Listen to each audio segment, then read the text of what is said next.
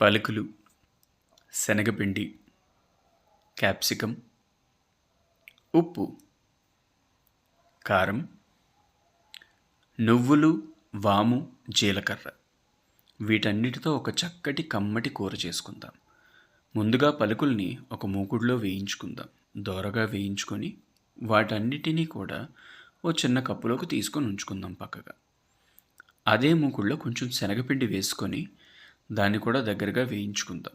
ఇదేం రంగు మారక్కర్లేదు.